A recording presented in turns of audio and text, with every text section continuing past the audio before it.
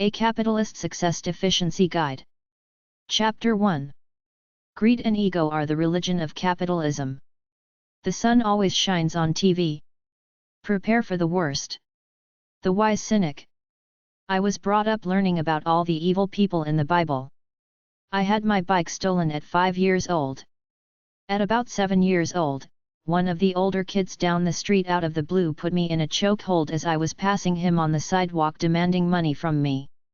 When I met him about 20 years later, he said he had no recollection of the incident, but I did. It was enough to break my bubble about how wonderful life was as portrayed on TV. I ain't no Pollyanna and no great fan of the human race because human nature starts at self-centered and goes to evil. Truly good people are the exception, even though everybody likes to think they're a good, kind person. The proof is in reality. If we were really as kind and loving as we think we are, there would be no hunger or homelessness in the world. We would share what we have with the less fortunate, but we don't. We live in material excess, donate a few measly bucks to the church or a charity and think we're good, kind people. The real world is not like the glossed-up way life is portrayed on TV, where everybody is nice, easygoing, charming, and having a good time. Everyone is capable of pro-social charm because it's a basic survival mechanism, to appear friendly and good to others, but when someone appears too smooth, too friendly, or too charming, I know right away they're probably a con artist in some way with less than desirable motives. There is enough food, medicine, money, and material goods for everybody on the planet to live modest, comfortable lives, but the situation is that many of us in the prosperous Western countries live in extreme material excess, while many people in the world live in shacks and can't get enough food or medicine to survive past childhood. The hypocrisy in the West is that most people think they're good, kind, generous Christian stock, but everywhere you look there is extreme frivolous overconsumption of meaningless things we don't really need. How about fashion, hair color, home decor, and video games for starters? Can a truly good person live in excess when there is so much pain and suffering in the world? There is something seriously wrong with the human race. Self-delusion and selfishness top the list.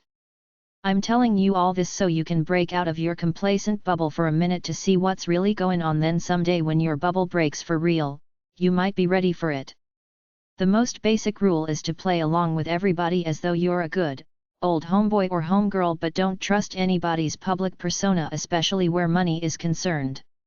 Never flash cash or wealth around, trying to impress others. It's like putting a target on your back. Don't drive an expensive car around the ghetto. You're asking for trouble.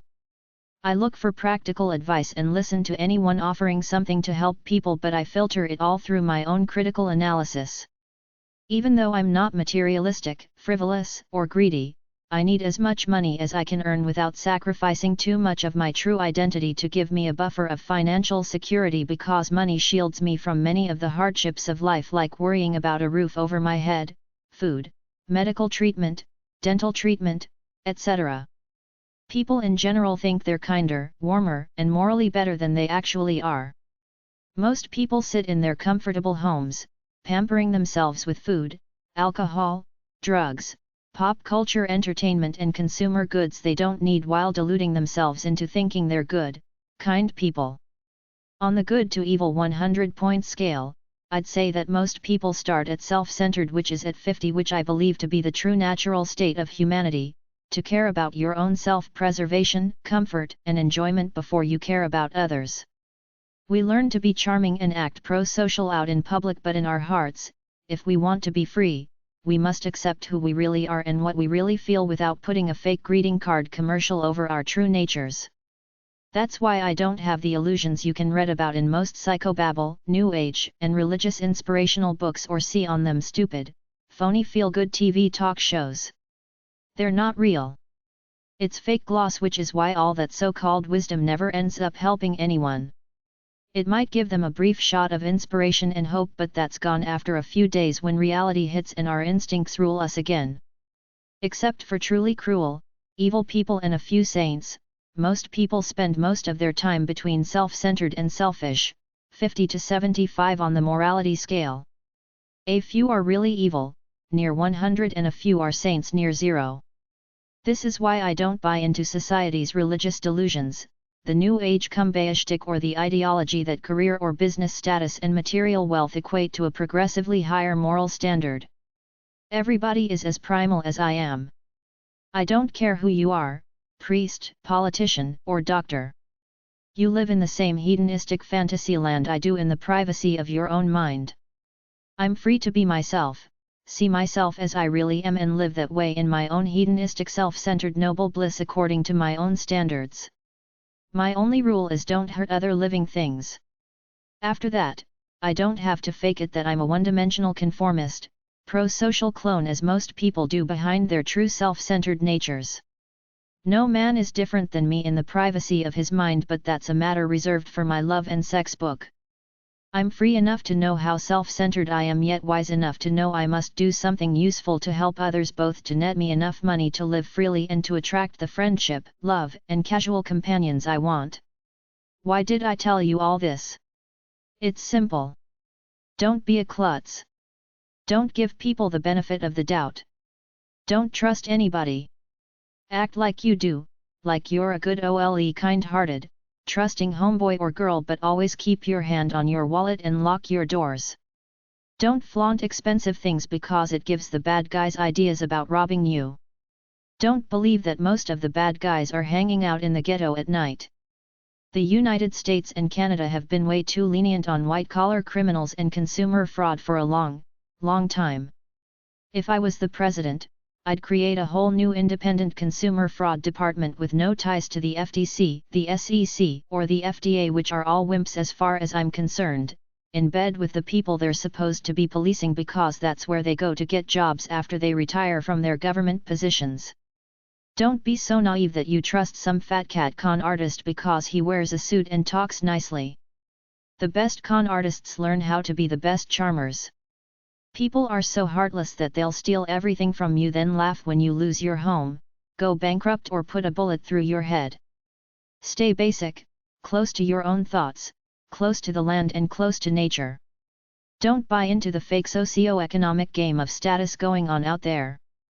Live for what makes you happy away from the brainwash of the world.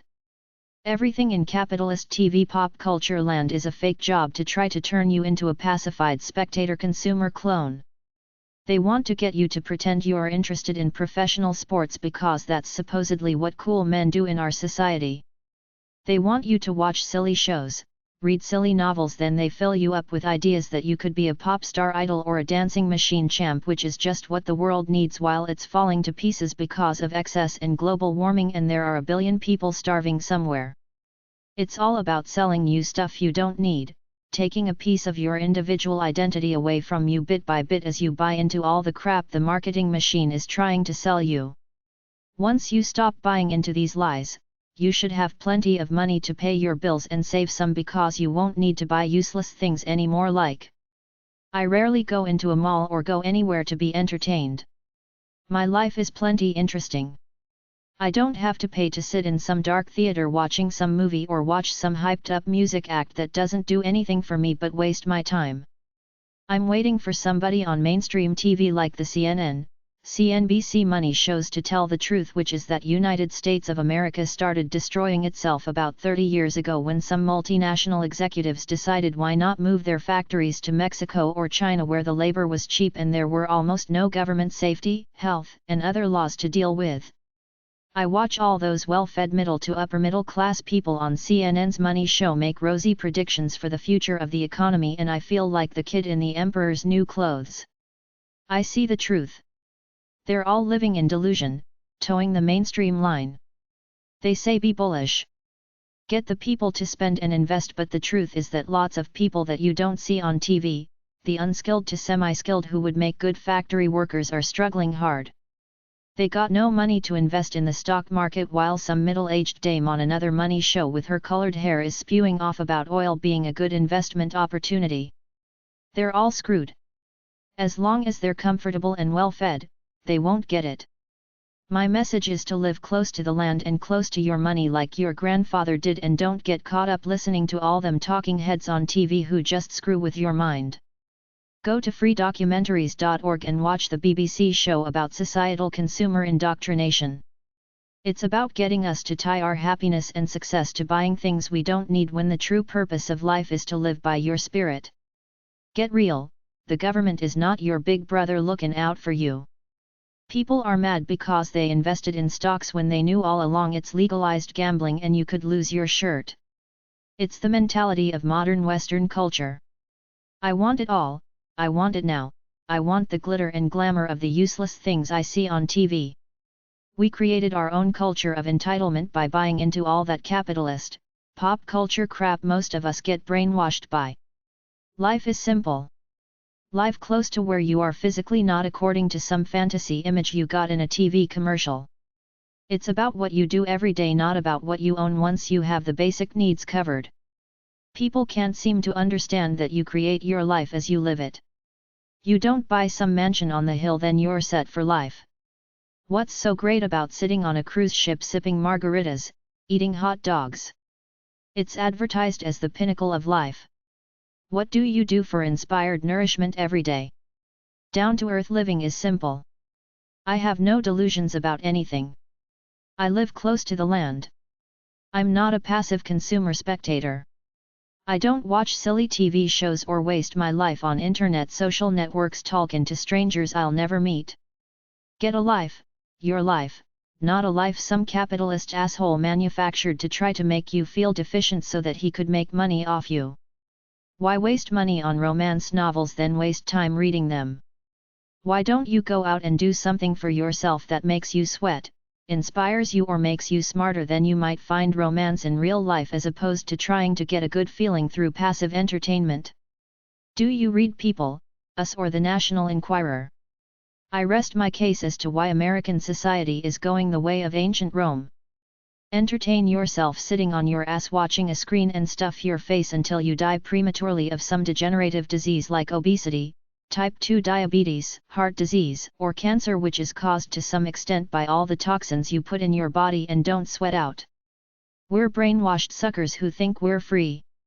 I see all these shows on TV about helping you with your money problems. So far 100% of them told us this is a great opportunity to buy stocks because they're so cheap now as a result of the recession/depression. That's like scamming somebody then going back and telling them you got a great new deal. Imagine telling somebody who just lost 60% of the value in their retirement plan account that they should buy more stocks. This is how you know all that TV propaganda is insincere. They all want you to buy stocks because then you'll keep the financial industry going and they can run their cheesy, hyped-up money advice shows. They tell you that markets have always gone up more than anything else in the long run. They don't tell you that some people lose their shirts and there's no guarantee that the stocks will go up in the next 10 or 20 years. What a great sucker business! The brokerage houses make money every time a stock is bought or sold, no matter what. The financial advisors take your money and invest it. If it goes up, they make a percentage commission. If it goes down, they lose nothing. You lose it. There's no accountability. They can walk away after your stock portfolio is shot and then they want you to buy more stocks. The stock markets don't run anything. It's the people who work every day producing something tangible, not some people manipulating numbers in a room, but they put out this lie that the sky will fall if the stock market is not strong. The only thing that will happen is they won't be fat cats anymore. Everyone else will go on living day by day like they do now. The so-called federal government bailout was another big propaganda scam. The big hots in the financial industry lied by saying the economy would be destroyed if the government didn't bail them out. All that would have happened is that there would have been less speculators trying to make money on paper from money. Industry would have kept on going. The banks left standing make their money lending to solid businesses. It wouldn't have dried up like they claim. Nobody tells you the truth. The stock market is gambling. Live close to the land and your body. Worry about the nuts and bolts of your life practically. Try to earn money the old-fashioned way, by doing something that can help people. Take a second job or start a small part-time business. Don't buy all that useless junk they're constantly advertising at you.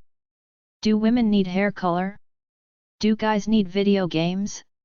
How many pair of shoes are enough? There was a woman on the show The Housewives of Atlanta who said she owned 1,000 pair of shoes.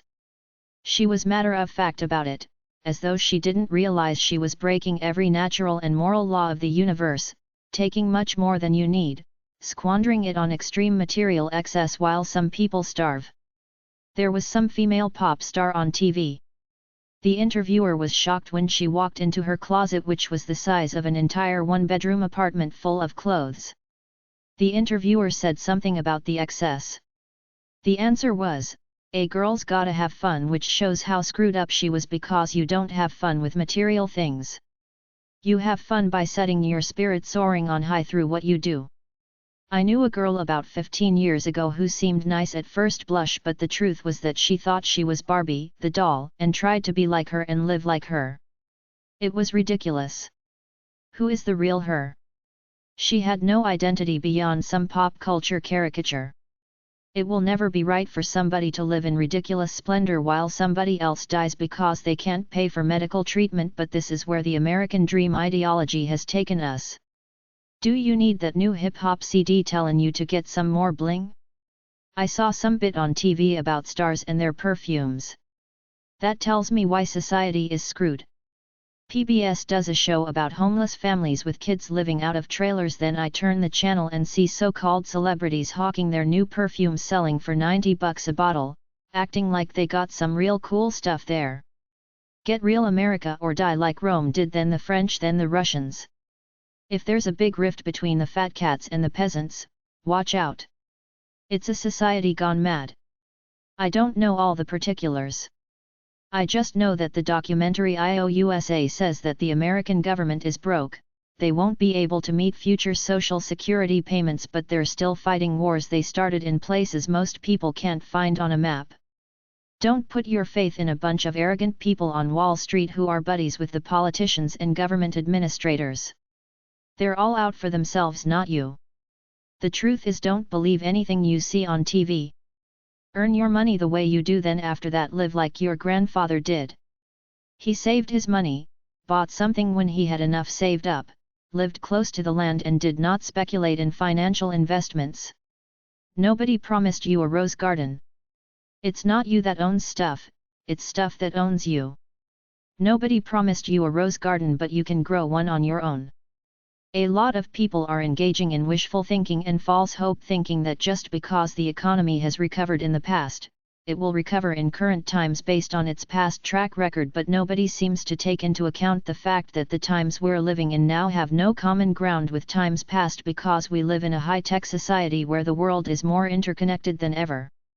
People are now massively influenced by the mass media much more than ever, so whereas in the Depression of 1929, people got on with their business in their newly emerging limited surroundings, nowadays, it's like watch the news on TV and see them all tell you how bad it is, then turn the channel and watch some completely useless show about people trying to become pop idols or dancin' fool champions, and you know the modern world is screwed. We have doom and gloom over here and bread and circuses over there, not to mention the fake worlds of glamour and red carpet runways. They're all screwed.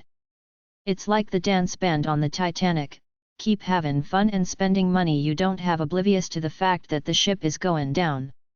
Another thing that gets me about the stupidity of our Western leaders is that they don't seem to grasp that the banking and investing firms create nothing substantial for the economy. They manipulate numbers and shuffle paper around. The real economy is the people working to create something like food, cars, plumbing repairs, or medical cures. Everything else is generic. It would not have mattered if half of our insurance companies, investment brokerages, and banks failed. The ones left standing would simply have taken up the slack, and we would have been cleaning our society of some of this poison, this fallacious idea of trying to make money by manipulating numbers, not by doing something substantial. Listen to yourself. Go back to the way of life your grandfather lived by, or the mindset before 1973. After that, cable TV brainwashed the world. Stay close to the land and what's real. There's no law etched in stone that says that the economy goes down for a while then goes up, as all the alleged experts on TV say. Our manufacturing infrastructure has been sold to third world nations by the multinational corporations. In order to recover, you have to go back to manufacturing most of the goods you use. It doesn't matter how much the Dow Jones Index goes up. You have to create basic jobs for the working people. I've been reading a lot of articles where the people say when the markets go back up, nobody ever stops and thinks maybe the American economy is screwed this time. If you saw the documentary Ihusa or read the book, you'd think the American government is in deep debt like its citizens. If you watch that MSNBC money show every night, the biggest topic by far is how do I get rid of my debt? Things will not get rosy just like that. The American government is in deep debt and it keeps on spending money it doesn't have. I heard it has the biggest trade deficit in the world. United States has 800 military bases around the world. What a colossal waste of money. Develop your own alternative energy infrastructure, then you don't have to poke your nose in other countries to get oil. It's not a stretch to imagine the American government going bankrupt. Then what? All those financial advisors and media people got a job only if people listen to them and play the stock market. They have to constantly lie and say things are looking good or the big recovery is right around the corner. If they didn't say that, they'd be out of a job. The problem is that it's gone almost too far. The documentary on CBC.ca called Ihusa said the debt of the American government is about $9 trillion. On top of that, the American government has future obligations as with Social Security and Medicare payments for the baby boomers, but they don't have a cent in the bank to pay for it. Go to gao.gov to find the budget figures. Anybody who thinks that the cycle is just gonna go around again is stupid. What about global warming? That throws another monkey in the wrench. The thing is that there were people predicting the trashing of America 20 years ago, but nobody listened until something finally gave in one fell swoop. Chuck Harder, chuckharder.com, chuckhardershow.com, and his buddies Martin Gross and Pat Choate were warning people in 1989, telling how America would be bankrupt and degenerate into third world anarchy. They blamed it on three things. 1. The multinationals moving most of America's manufacturing plants for basic goods to third world countries to save a few bucks. 2. Massive overspending and waste by the government. 3. The fat cats on Wall Street and the CEOs being massively overpaid, playing with other people's money, thereby robbing the little guy. In another era, the people would have rebelled and strung these guys up. We're supposedly too civilized for that now, but there are a handful of novels out there painting a revolution scenario. Anybody who lives in a mansion is killed because they represent the fat cat elitists who oppress the regular people in one way or another to get their money. It's just like Zimbabwe with the white farmers. You can't stop gangs of marauding desperados. The cops couldn't stop the riot at Florence and Normandy. The cops hauled ass to save their butts. Anarchy is easy. Just let the people go hungry for about a week. Stop the oil which stops the trucks. Inequality destroys nations and kills lots of people.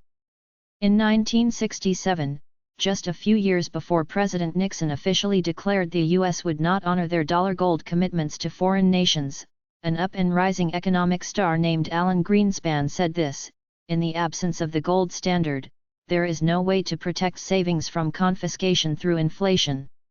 There is no safe store of value. If there were, the government would have to make its holding illegal, as was done in the case of gold.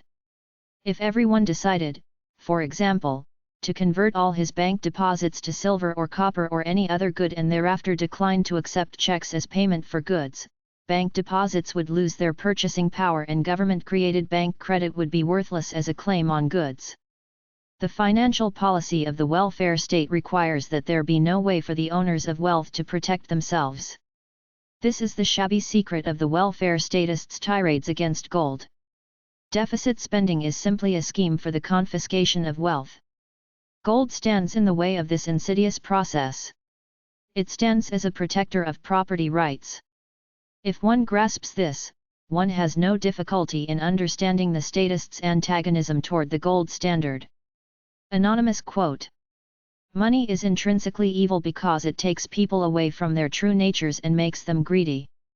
I believe inequality is the biggest problem in society, the fact that one guy lives in extreme material excess while another guy is homeless. Any society that goes like this for too long firstly gets violent crime, then rebellion against the fat cats. It's not fair for one guy to own 10 expensive cars and a private jet while another guy eats in a soup kitchen. There are not enough unemployed, bankrupt, foreclosed people around yet, but if the numbers increase by 20% or so, watch out. The cops and the army can't monitor millions of desperate people plundering the homes of the wealthy. It's better to give a little bit and balance the wealth rather than hoarding it all for yourself. It sets you up as a target if you live in conspicuous excess. There was a story in the news about some woman driving a Rolls-Royce through the ghetto. She got carjacked and killed. If you're driving a Rolls-Royce in the first place, you're doing it to send the message out that you're special and elite. Nobody needs a Rolls-Royce. It's like you're rubbing your self-perception of your superiority in the faces of the poor people. It's like you're putting a target on your back. The American government and the people don't seem to realize two things. 1. As long as you keep pumping money into an American military, people around the world will continue to hate America and the government will keep piling up debt.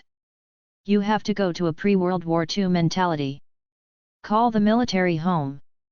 Disband 95% of it except for what you need to defend domestic borders and use that money and manpower to rebuild the American infrastructure with alternative energy and alternative industries.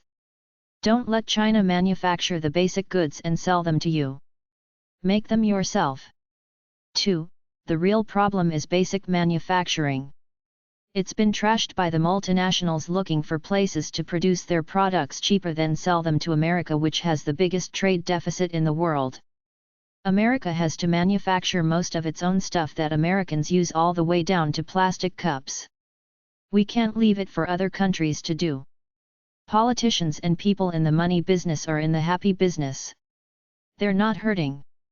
They're making a good wage. They can't relate to the hard-working man or woman going through hard times.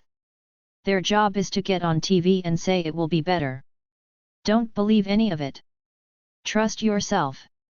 Build your own life.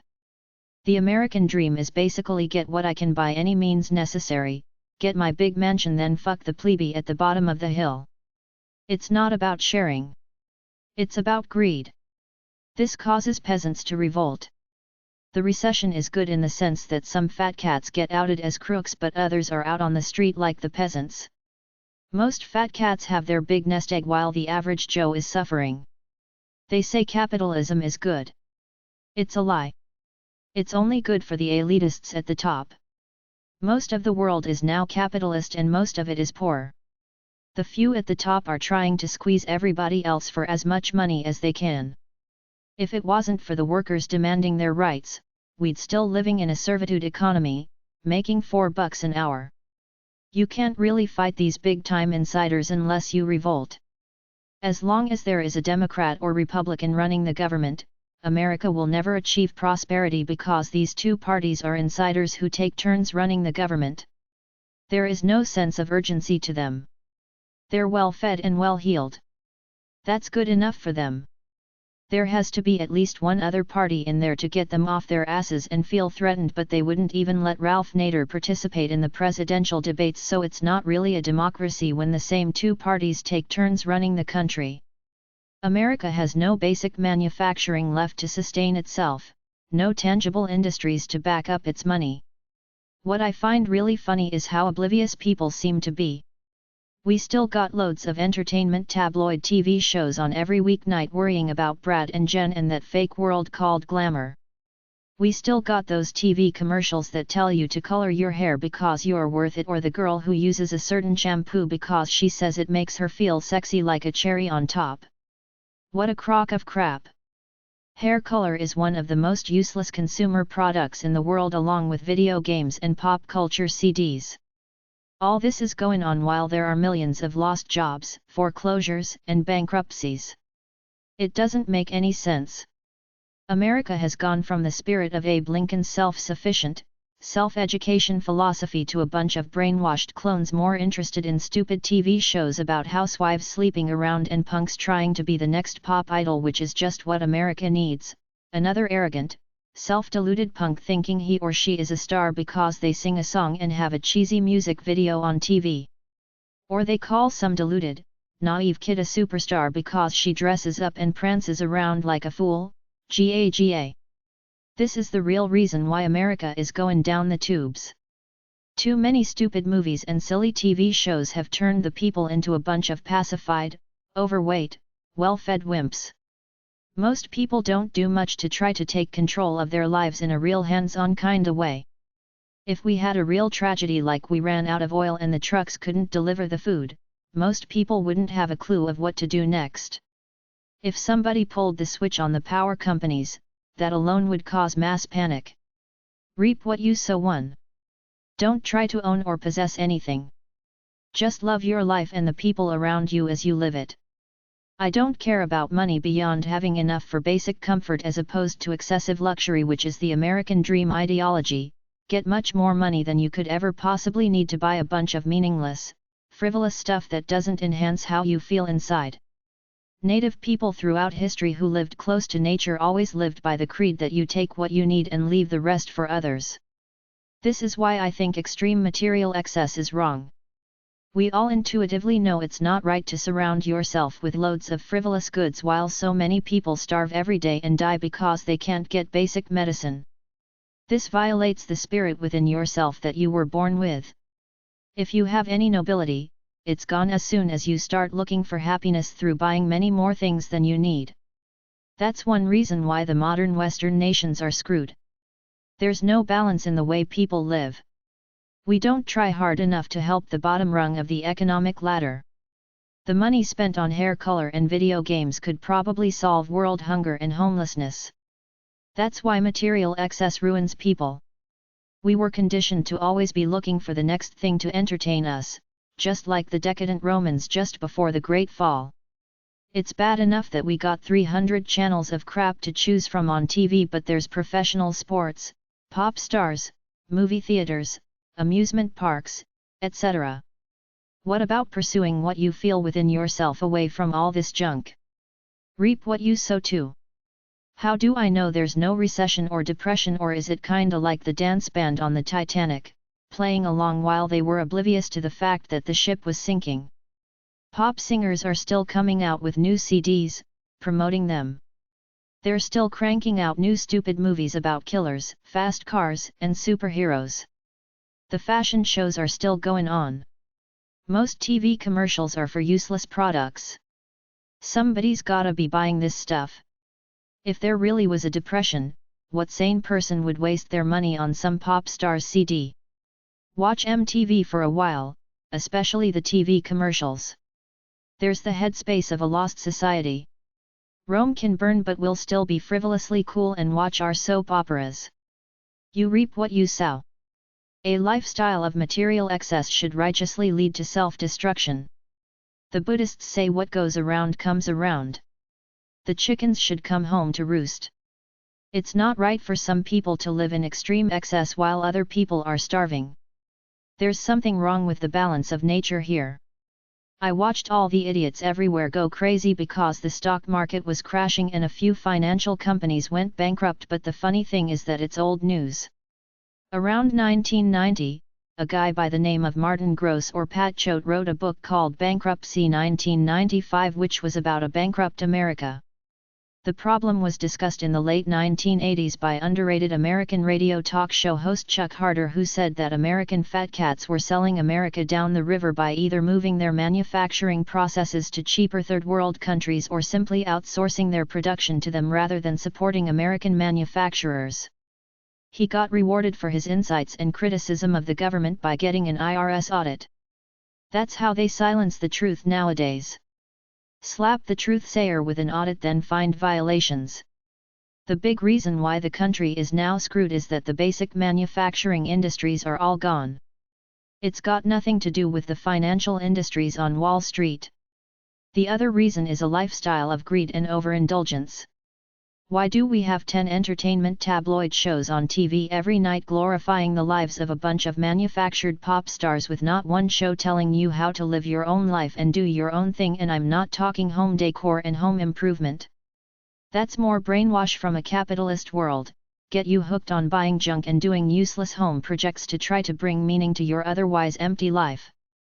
I'm talking about a show that showcases people who build their own houses, run their own business, create their own jobs and otherwise live self-sufficient, independent lives. It doesn't exist. CNBC has their practical money shows on between 8 and 12 o'clock, but they deal with money only, not with a self-sufficient lifestyle.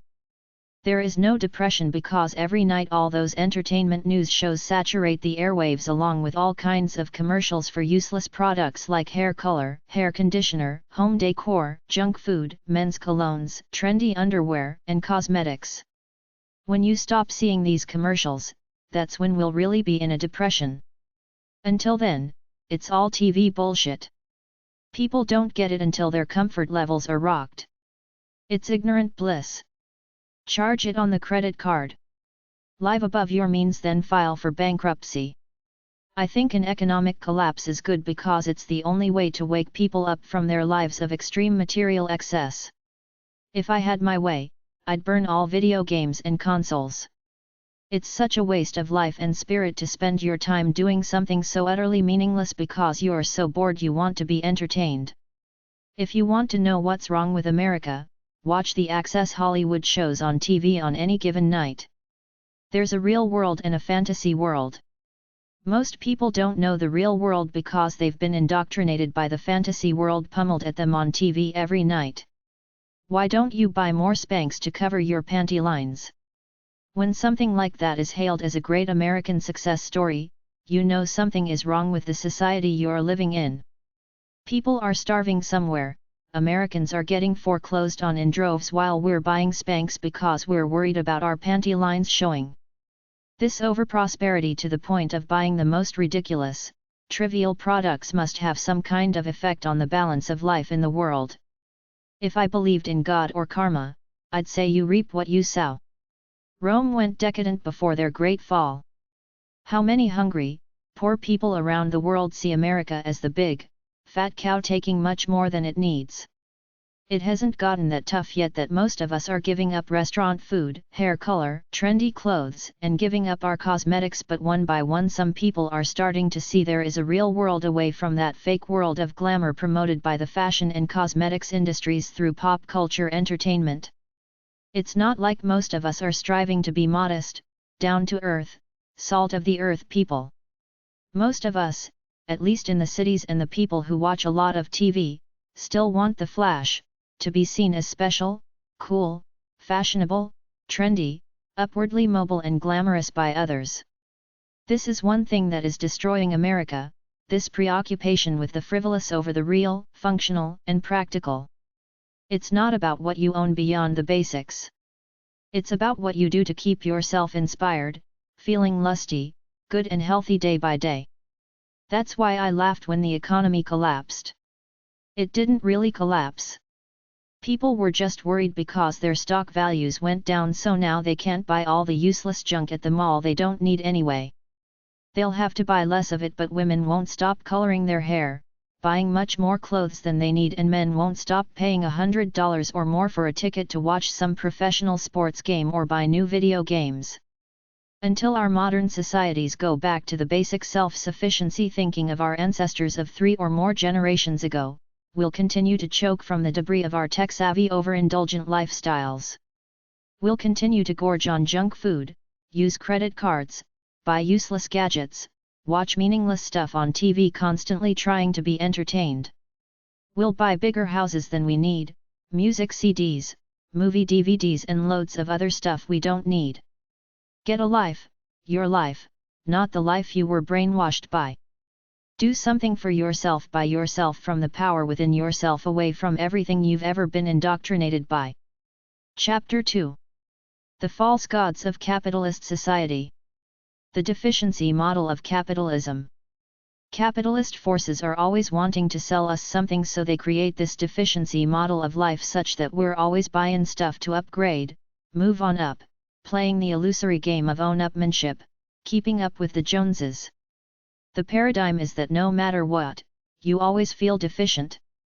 When capitalist forces through advertising and peer pressure, everybody is brainwashed and trying to force the nonconformists to be like them, have got you always feeling like you want and need more, they've got your soul. They want to make us endless consumers, always buying something, trying to fill some pit which is really trying to fill an empty soul. They create this demand. Just watch TV on any given night. It's designed to make you feel deficient and try to bring yourself up a notch by buying some of the material things they're advertising. The subtle message is buy all this stuff and you will be special, beautiful, worth it and live as though you are walking down a model's runway, feeling glamorous and elite, a star in your own little world so to speak, but it all means nothing to people like me. Cultural indoctrination.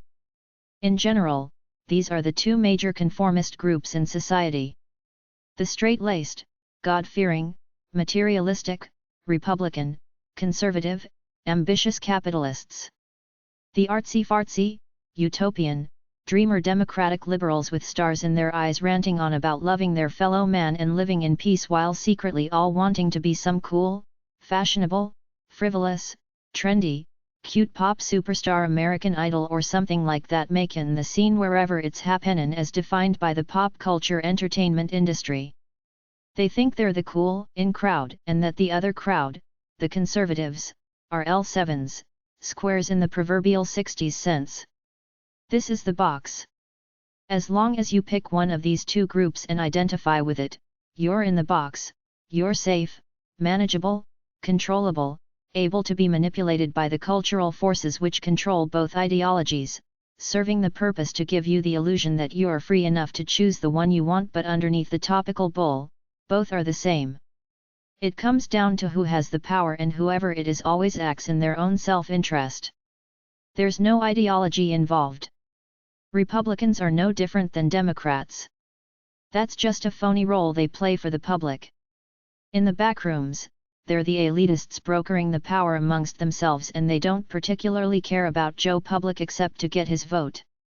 The capitalist ideology indoctrinates us to a set of rigid rules so we can structure our days with a bunch of discrete, disjointed activities a typical, generic, good, productive citizen does, not unified by any common thread except for conformity to the status quo, to get ahead, as they say, be successful in that one-dimensional world called the system. But life is really the natural flow of releasing the inspired sensual loving energy you feel in your soul in one big melt of constant experience, the practical, intellectual, creative, spiritual, shadow, aesthetic, intimate, social, sensual, etc., with only one central base, that unified essence you feel within that tells you everything you need to do as you go along.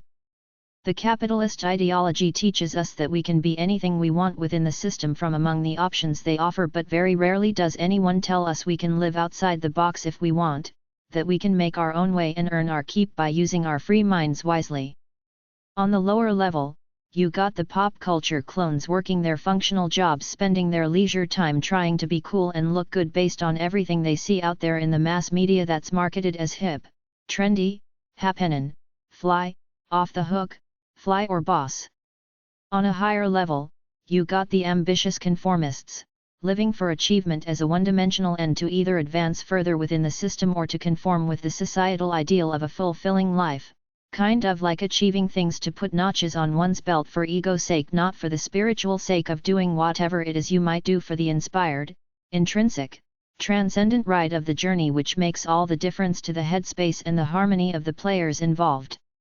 It reminds me of those Cub Scouts wearing their sashes with their little achievement badges on them, meant to impress others as to how advanced and accomplished they are, but to enlightened minds, the reward is the experience of doing something, then it's over, not to reach some performance objective then get a badge so you can show off to others how cool and enlightened you are, to win a trophy or to put it on your resume to show how outstanding you are as a highly accomplished individual.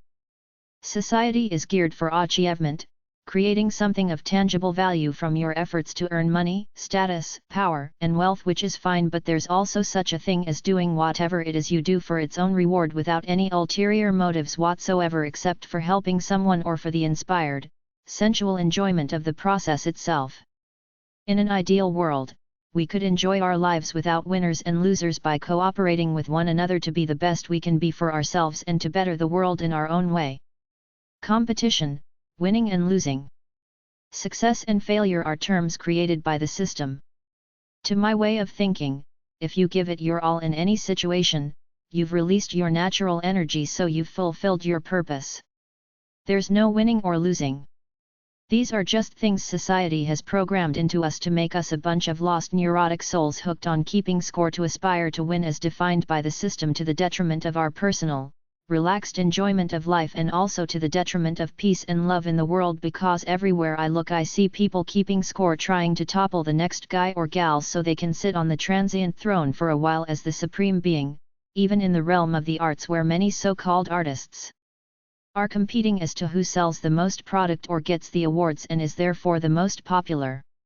This is infantile stuff we should have grown out of in grade school or never been exposed to at all, just taught cooperation and teamwork as the pro-social values of life, but they had me competing for a model car at the age of 6, getting a star by my name on a piece of Bristol board every time I got all my homework right. This promotes superiority, inferiority, winners and losers. They should have set a standard and let all the individuals who wanted to try to reach it get the prize if they did, and left everyone else alone to do as they pleased. You should live for the prize of expending yourself greatly in the process that is your life, such that you constantly stay inspired enough to keep writing it. The time is now and the place is here. Wherever you go, there you are. There is no meaningful past, worrisome future, or even visionary future. It's just about being in the present every moment you live. Your business is not your illusory, far-off goals, dreams and fantasies. It's right here, right now, living only in the next few minutes. When you live like this, you eliminate all past memories of pain and suffering and all worries of the future, so to live in the present is to live as powerfully as you possibly can. Your main job is not to concern yourself with getting somewhere to slay that dragon and fulfill your deepest dreams, it's about living in the now.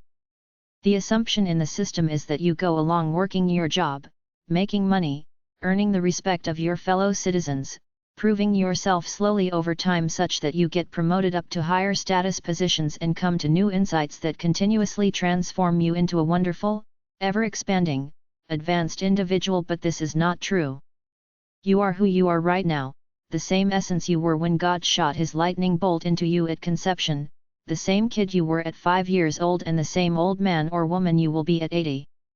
Your essence/soul never changes. Once you find it, it's just a matter of honoring it by staying close to this natural power inside, by releasing it all the time through inspired exertion. If you believe in a Christian God, he said that we are in him and he is in us through Jesus' speech in John 10:34-35, Jesus answered, "It is written in your own law that God said, you are gods." We know that what the scripture says is true forever, and God called those people gods, the people to whom his message was given. And 14:20, when that day comes, you will know that I am in my Father and that you are in me, just as I am in you. Luke 17:21 says, the kingdom of God is within you. Romans 12:2 says, do not conform any longer to the pattern of this world, but be transformed by the renewing of your mind, then you will be able to test and approve what God's will is, his good and perfect will. According to this logic, the purest part of us is our divine soul, his power put into you when you were born to give you a blueprint for your life, so it's good and right, and the most natural thing in the world should be to follow it, to live in peace and harmony with yourself. But many won't. They will follow the things the world dangles in front of them, which are not necessarily part of the true spiritual essences they were born with, and then we wonder why there's so much anger, discord and sadness in the world despite all our material wealth. The dance of life vs. going for goals. If you ain't havin' fun, you best be doin' something else. Cowboy Slowpoke. If you try something and it feels good, you're going in the right direction. Just keep doing it. To find yourself is not a conscious goal you aspire to, like getting a good job. It's letting yourself go enough to be who you really are. The enlightened person is not bound by the achievement bent of the capitalist world to do concrete things for tangible results and call it fulfilling a goal, dream, performance objective, or success. He lives by the flow within himself, doing things out of love and enjoyment for the process as an end in themselves. He doesn't have to prove anything to anybody in the outside world, just do whatever it is that keeps him close to his intuitive standard day by day. Successful people, according to society's standards, are following an agenda beyond themselves, living by rules in the box, looking for tangible, concrete results to further elevate their worth to themselves and to the world on a kind of unwritten report card of achievement which has been drilled into good little clones ever since grade school to always strive to achieve A's, be near the top of the class and fill up that illusory resume with all kinds of positive extracurricular activities to reassure themselves that they're winners according to society's standards. Then they can be in the so-called elite group of the established order, talk to other successful clones, compare themselves to each other, try to show off that they're better as an elite group distinct from the rest of society as they spend their energies trying to impress one another. Everybody was born with unique tendencies that they can develop to fulfill their divinely inspired purpose in life, whatever it might be, and get good feelings about themselves in the process because they're following their true natures. A good life is to pursue as many different things as you can out in the world until you find those few things you feel naturally attracted to because they're part of the inherent nature in your soul. A brainwashed life is to not do too much beyond the societal agenda and the regular daily routine in your neck of the woods, which leads to a rather limited existence. In the book, The Sayings of the Lay Disciple Ho, enlightened thinker Piang Yun described enlightenment. My daily activities are no different. Only I'm in harmony with them. Drawing water, chopping wood. How marvelous, what a miracle! What is a dull, compromise life? The more I want to do something, the less I call it work. The less I want to do something, the more I call it work. The old Maori warrior, New Zealand Aborigine, said, "Do the hardest thing you can imagine for yourself and speak the truth as you see it with a clear conscience." Physiologically, when you live creatively inspired, physically active, loving, affectionate and sensually vital all at the same time in a tasty mix, your body releases the endorphins, dopamine, norepinephrine, oxytocin, and serotonin, which help keep you young, happy and relaxed. Whereas most of the conventional world assumes that if you have goals, dreams, and ambitions, you need a massive amount of self-discipline and general deprivation overall in order to achieve them, because these type of people assume that hard work, expending energy in general, is undesirable and people generally want to avoid it if at all possible. Albert Camus, the existentialist philosopher, said, "Ask yourself the following question every day: why shouldn't I commit suicide today?" When you can answer that question with a noble answer you feel right about, you've got your purpose or mission. The only real purpose of life is to connect with that divinity that lives inside of you. In a pragmatic sense, the real challenge is to get over all that crap and phony knowledge you were brainwashed by to find your own way, trust it and go with it. Most of us don't get an instantaneous revelation that clears everything up. It's done over time by analyzing your life a little at a time after some unsettling event to see what you're all about. I went through the rat race, played by its rules, got comfortable, but then things happened and I realized life by the system wasn't as righteous and good as it was presented to be, that the cute little rule of the establishment which tells you to play its game and you will be rewarded equitably for your efforts wasn't true. Lots of good, hard-working people give themselves up to the system expecting a solid return only to be betrayed at some point in life by things like the following points. Realizing their career was a meaningless venture. That they didn't do what they really wanted to do with their lives. That all their material possessions and/or status in the world didn't make them happy. That working out in the workforce makes you competitive and status conscious. That the stress of work destroys the body and mind. That a conventional job wastes the valuable time of your life and destroys your soul. Other things could happen like getting fired, going bankrupt, losing your savings in bad investments, getting your pension plan trashed by greedy pension managers, having it all wiped out in a flood, getting a terminal disease, a divorce, having a criminal son, anything that depletes your inspired energy, takes the wind out of your sails. When you compound this with the realization that you've lived a half-assed, compromised life not doing what you really wanted to do, it's often enough to create another lost soul having given up on any transcendent pursuits that may have originated in their souls in order to be content with TV, a nice car and good tasting food, so what? The system has lied to you. I know of no country in which there is so little independence of mind and real freedom of discussion as in America. The majority raises formidable barriers around the liberty of opinion. Within these barriers an author may write what he pleases, but woe to him if he goes beyond them. Alexis de Tocqueville.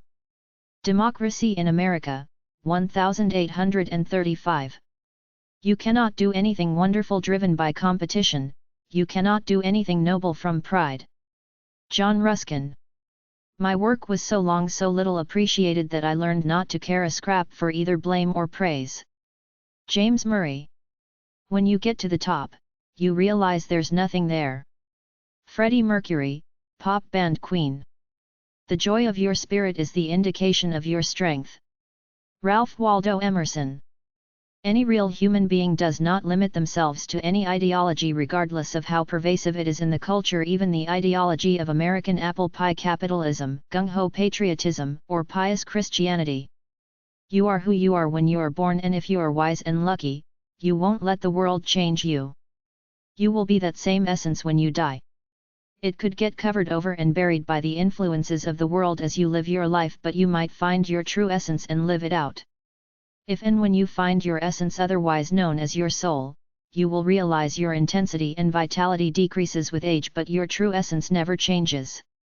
It's always there, ready and willing to take you to the life you belong in if you are astute enough to realize this and follow it. You can live in the system and use it to achieve your means of financial success, but have the sense to know your inherent nature is much freer and larger than this. Know that outside forces have had a very big effect on indoctrinating you to be the person you are today unless you are enlightened and free, but there are very few enlightened, free people around. I'm not totally against the traditional version of the American dream. Society has to develop docile, conformist workers and manageable citizens in order to keep the machine running smoothly, but some of us weren't meant to live by the system's agenda to turn us into punctual worker clones. Of course, I have to live within the system if I'm to earn enough money to survive, but as a free being in the universe, I have the right to do it my way, with my own natural abilities that I had when I was born. The only way to live a glorious life, regardless of whether you're a part of the system or a free artist on the fringes, is to follow the essence you were born with, to try to reach the limits of your natural inspired potential day after day after day until you pass on into the ether. You can do this to some extent while not jeopardizing your position in the system. Give them what they want to get your paycheck, but don't sell your soul to them. No matter how much money you might have, you can't buy time nor the inspired and sensual quality of life you live. You have to earn it through action and attitude, which is why a lot of people with a lot of money miss the boat on living a truly great life true to themselves. Life is a journey of finite time, and the one who goes through spending most of it doing what he or she wants is the one who wins the game. In today's world, probably for the first time in history, even people like me, regular peasants without silver spoons in our mouths, can go off and pursue free lives doing what we really want to do as long as we're a little bit sensible about it and live frugally, whereas most people in humanity, past and present, didn't and don't have this option. Good capitalism. There is no wealth but life itself, living to be inspired, transcendent and joyful every single day. I do what I do for the art of it, for the love of the process, to feel good and stay inspired. It's an end in itself to keep my youthful fires of inspiration burning brightly. This is the challenge of life for enlightened free spirits in the modern world: find the art within yourself, parlay it into a means to earn your cash by helping people, and enjoy the journey as you go along. True worth comes when you develop your soul to become the person you were meant to be via the seed your Creator shot into you when you were born. There is power in everyone, something they can do and want to do that can help the human race and possibly lead it to the next frontier. A great life is to find yourself, create your own journey and do something useful with it that can help somebody and earn you some cash. They respond in kind by buying your product or service, whatever it may be, which is the biggest compliment you can get: people paying for your soul's work because it helps or inspires them somehow. Self-interest is the greatest motivator on the planet, to do something for someone to get something for yourself, which is why I believe acting out of self-interest to channel the positive energy in your soul to help others is the true path to success in life. There are a few selfless compassionate souls around, generally religious types, but by and large, our primal natures are self-centered, so you generally need to act out of self-interest in order to give it your all. My brand of capitalism is good capitalism. Find something you love to do that fills a need that can earn you your keep and the goodwill of people, which will make you feel good plus get you brownie points from your God towards a ticket to heaven. This is my pragmatic argument for capitalistic success for both business and creative types. Although I give worthy effort to the capitalist venture of this book, it was really a labor of love. I did it for the art of it out of my own spiritual, creative need to give the symbolic finger to all that fake conventional knowledge out there masquerading as truth, because I feel so strongly about how deceptive and crappy it is, all that psychology, self-help, sociology stuff pretending to be happen and wisdom with all those fake one-dimensional gurus acting like they know something advanced.